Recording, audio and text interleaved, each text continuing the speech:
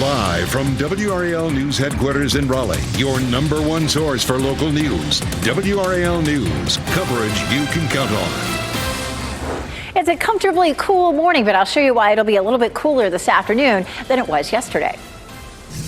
And bullying policy changes. This morning, Johnston County school leaders will consider removing the words gender identity and sexual orientation from its wording. How some parents are pushing back against that.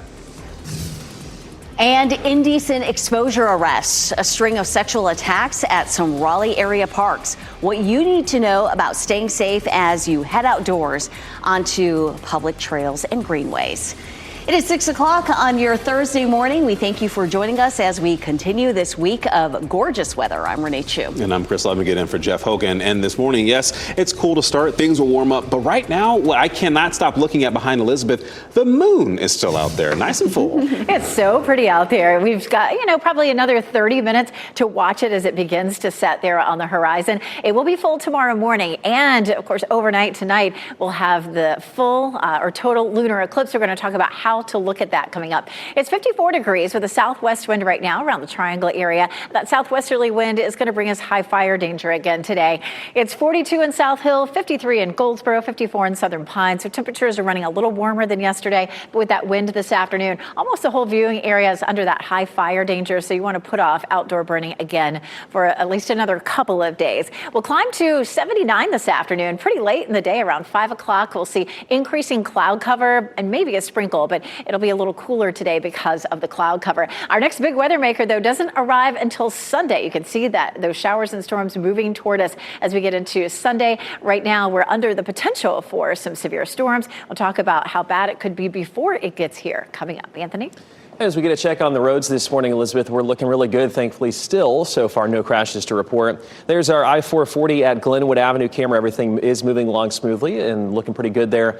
I-40 also looking great. Nothing to report as far as crashes, but if that changes, we will let you know here through the next couple of minutes and hours. Anthony, thanks. Breaking news in Wake County, a car crashed off a bridge and into a creek near Forceville Road. This is video from the WRAL Breaking News Tracker taken just before 4 a.m. Wake County deputies say nobody was inside that vehicle when authorities got there. One person was found and questioned. Deputies say nobody was injured. We're also following this breaking story. One person is in custody after a chase that ended with a crash on South Saunders Street near I-40. Garner police say the chase started when officers investigated a report of people checking door handles on cars at an apartment complex. That's one near US 70. Well, after the crash, a man was arrested. A person under the age of 18 was also taken into custody and was released to a parent. And a third person hadn't been found yet. This morning, school leaders in Johnston County plan to discuss a change to their harassment and bullying policy. It would remove the terms sexual orientation and gender identity. WRAL's Kelsey Coffey joins us live from Johnston County School headquarters. Kelsey, we're expecting families to fill the meeting room, pushing for answers. Yes, Renee, and school leaders could be one step closer to making a final decision about that policy change. So we're expecting to see dozens of people here at the school board in the next few hours as the board's policy meeting will meet this morning, or rather policy committee will meet this morning. Parents and community members packed the last board meeting on Tuesday night, sharing their concerns about the potential change. School leaders are looking to revise their bullying and harassment policy. A draft of the new policy code strikes out the words sexual orientation and gender identity. Some parents and advocates say this could put students and staff's safety at risk. Board Chair Lynn Andrews says the district would not tolerate bullying or harassing.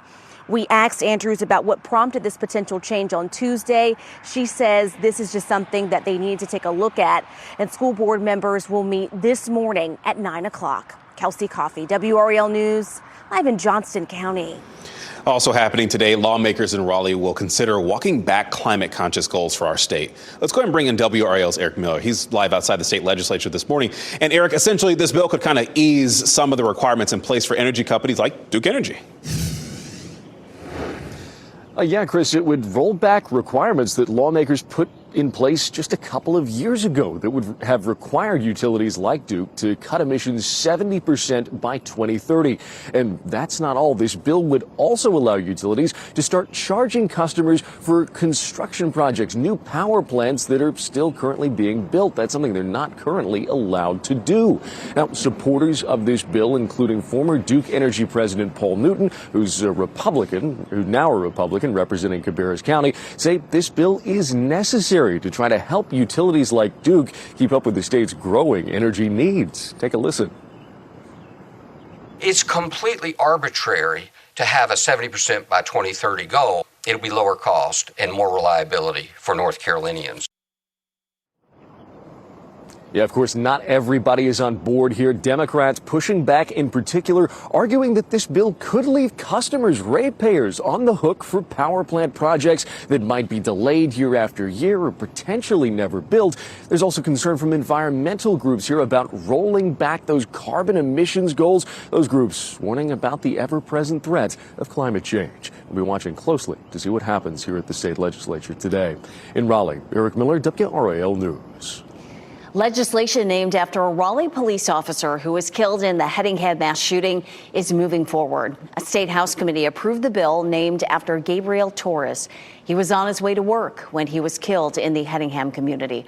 State law does not offer death benefits to law enforcement officers or their families who are killed while on their way to or from work.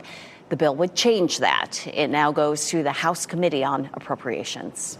In Vance County, the sheriff's office is searching for a man in connection with a murder. Deputies have added a $5,000 cash reward in their search for 19-year-old Dion Lenshaw Bullock.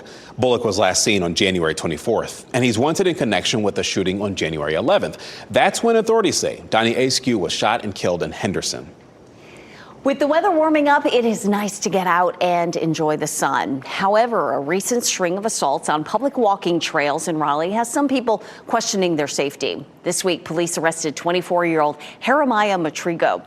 He's accused of exposing himself to two women on Lake Lynn Trail in Raleigh. A couple weeks ago on that same trail, a man was charged with sexual battery. He's accused of jumping on two joggers and then touching them inappropriately. And over at Crabtree Valley Mall on Tuesday, a Cary man was arrested for indecent exposure. This always seemed like a very safe area. It was always well traveled. We never even considered this being a safety issue, and we had no idea there were any incidents. Raleigh Parks suggests being aware of your surroundings and using walking trails with a companion. People who violate the code of conduct can be indefinitely suspended from all Raleigh Parks locations. Today marks an important milestone for Pope Francis. It is the 12th anniversary of his election as Pope. What you're seeing right here is a video of him when he was, not in the hospital, obviously a little healthier at the time. The anniversary is a public holiday there, and there has been no word on how it will be commemorated today. The Pope has been in the hospital for 4 weeks as he battles a respiratory illness, and doctors say that he is making gradual improvements. Cases of whooping cough across the state have more than doubled compared to this time last year. According to state DHHS, this year there have been at least 106 cases identified in North Carolina. Now compare that to the same time last year. There were 40 cases reported in the first 3 months of 2024. That's a 165% increase in cases. School-aged children and babies made up the most cases. And pertussis traditionally hits in the summer and fall. We asked the head of UNC's Pediatric Emergency Department whether there is an outbreak on the horizon. You don't want to, fear monger, but this could be a sign of things to come, or it might not. It could just, we're falling back into normal patterns of this bacteria spreading through the communities. So it might be too early to say. State health officials say only half of the people diagnosed so far this year are up to date on their whooping cough or Tdap vaccine. Today, both Duke and UNC will play in the ACC tournament quarterfinals. At noon, number 1 Duke gets the action started with a matchup against Georgia Tech. And then at 2:30, UNC will play Wake Forest. The winner of that game will keep their chances to make the NCAA tournament. The loser will most likely have their season come to a close. We have team coverage from the ACC tournament in Charlotte all week long. Chris Lee, Pat Welter, and Brian Murphy will bring you all the action. And teams in the MEAC basketball tournaments are playing for spots in the big dance. In the women's tournament, 5-seed NCCU plays 4-seed Coppin State at noon today. And then on the men's side, 6-seed NCCU faces 3-seed Delaware State. That's at 8 p.m. Those games are happening in Norfolk, Virginia. 6:09 on your Thursday morning, honoring first responders, how those police officers, firefighters, and divers who raced to action after the mid-air crash in D.C. are being recognized. And tariffs impacting local businesses. Brewers are facing higher costs for aluminum. What this is doing to their profit margins. It is going to be another beautiful day today. Get outside with your kids, your dogs. Our temperature climbs into the upper 70s. It'll be a little cloudier during the afternoon, but we'll talk more about when we'll see rain and the potential for severe storms over the weekend coming up. As you get into your car, tune to WRAL News Plus on your radio. In Raleigh on 99.3 FM. In Durham, 96.5 FM. And everywhere on 101.5 HD3.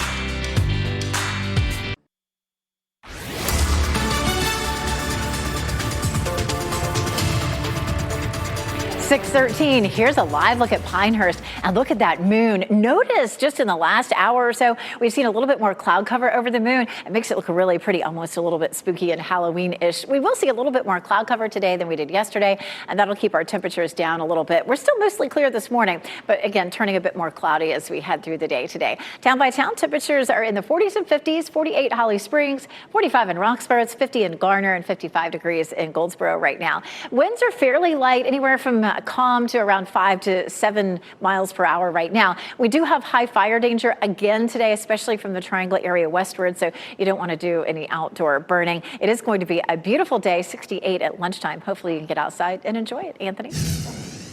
Looking really nice there outside Elizabeth today. As we go through our forecast, or at least as far as our traffic forecast this morning, we're looking really good. Everything is in the green at the moment. We don't have any delays showing up or any crashes to report, which is good. There were the approaches there into Raleigh, also into Durham. Everything looking great. If that changes, though, we'll let you know, but no crashes at the moment. Anthony, thank you. The men and women who responded to the mid-air crash between a commercial plane and an Army helicopter near Reagan Airport were honored in our nation's capital. The first responders were given ceremonial coins as a token of thanks for all that was accomplished that night and in the days and weeks that followed. Fire, police, and dive teams shared the impact the crash had on their lives. The response to this devastating incident was nothing short of what I would consider extraordinary. Trying to find the people, the bodies in the water, it was difficult as well. It is something they will never forget. During the ceremony, someone mentioned that local jurisdictions can sometimes compete with one another, especially when it comes to funding their departments. But there was no competition that night when it came to the rescue and recovery response.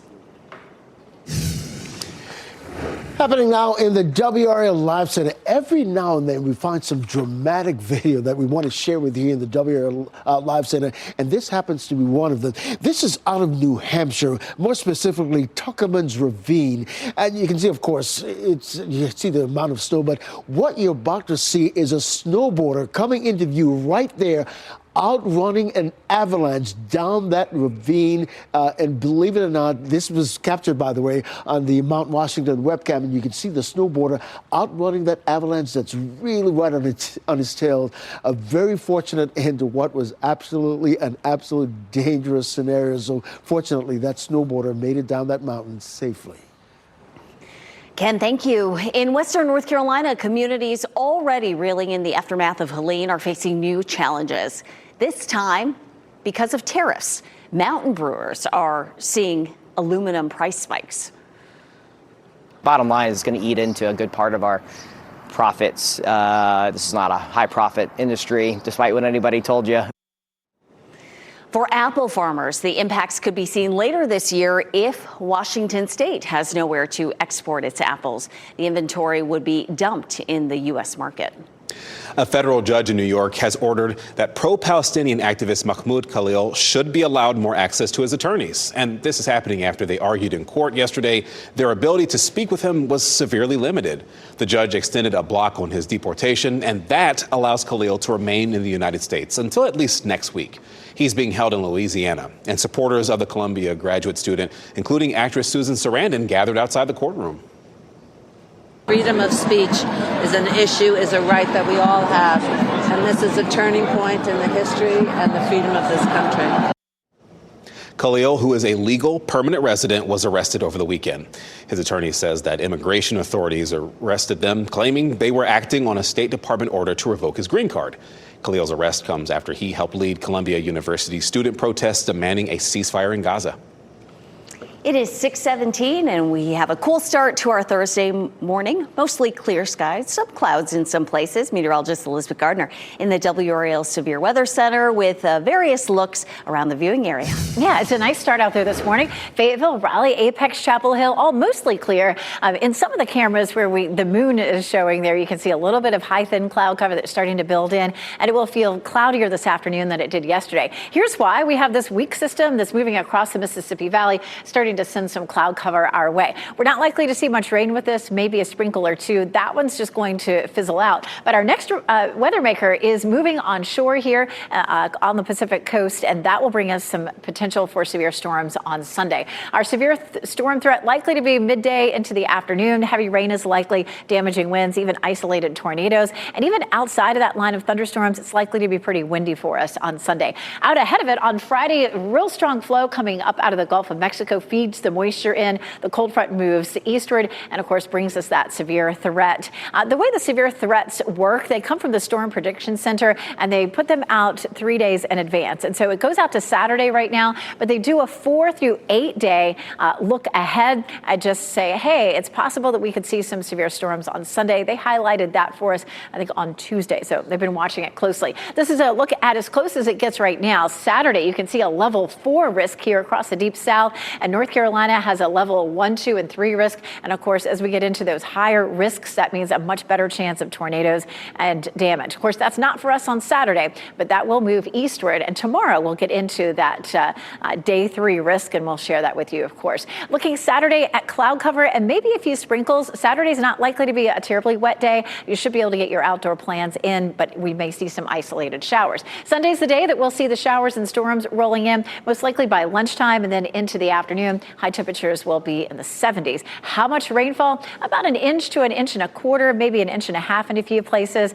For your weekend outdoor plans, a yellow light just for a few isolated showers Saturday. I'll put the red light on Sunday because of the severe threat. Sunday may be a WRAL weather alert day with that chance of storms. Monday morning, it could be a little wet, but after that, it does look cool, but pleasant for St. Patrick's Day. Anthony? As we head out to the roads this morning, Elizabeth, still so far so good. All of our sensors are in the green. No crashes to report. As you can see that live scan there on those sensors across the region. We take a look at those approaches, though, into the city of Raleigh. No delays to report. Again, no crashes. But if that changes, we will let you know. Looking good, though, so far this morning. Thanks, Anthony. Spider-Man cast announcement. Things are getting stranger in the MCU. What we know about who's joining the world of Marvel.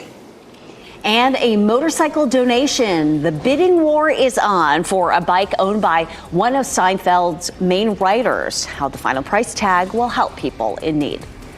And coming up on Today, the housing economy. Mortgage rates have dropped for the 6th week in a row. What you need to know if you're looking to buy.